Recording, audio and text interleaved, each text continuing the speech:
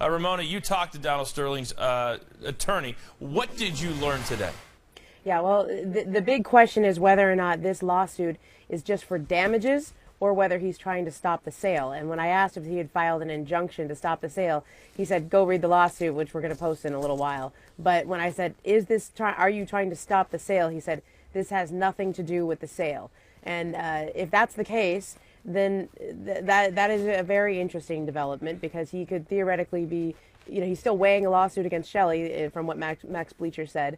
But if he allows the sale to go through, which he may not have a choice in the matter, then right now he's really just suing the NBA for damages for taking the actions it has so far taken against him, which is banning him for life, fining him $2.5 million, and filing termination charges against him in a hearing that was supposed to happen on June 3rd, although that's not going to happen now, obviously. I think, Ramona, at this point, the NBA, if this does not have anything to do with the sale, they'd be like, okay, we can deal with this. What do you think is next in response to this lawsuit for the NBA? Well, first we have to read it, digest it, and everybody has to understand what is coming next. There may be an injunction in there. He may not have wanted to say that over the phone, but the indication he gave me right there was to say that this is not in regard to the sale. And so what the NBA has to decide now is, can they accept Steve Ballmer's $2 billion bid for the Clippers? Do they move to start approving him as an owner? It would be the same process that all owners go through, which is a vote of 3/4 of the Board of Governors. And so do they move along those lines, or do they wait and take a couple days to see how this plays out? My understanding was, when Shelley Sterling took the action she did, those rules had been set up in the Sterling Family Trust. That is the trust that owns the Clippers, LA Clippers LLC.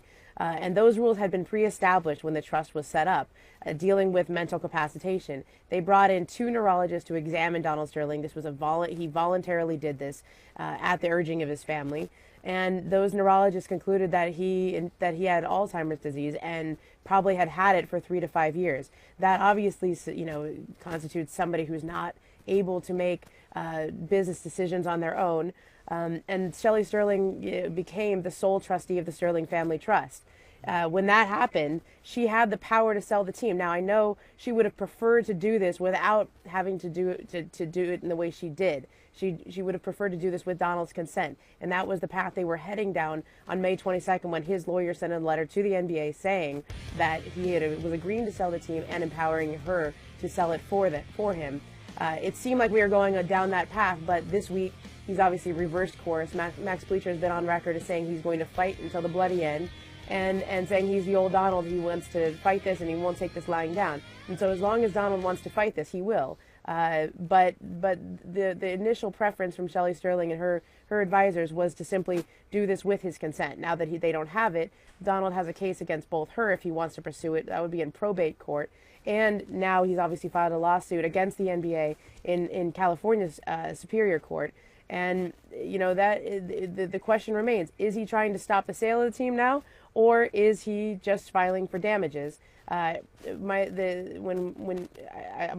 thought is he's just filing for damages, but the NBA, Shelley Sterling, Steve Ballmer, everyone involved has got to now sit down, review this new lawsuit, and see where they go from there.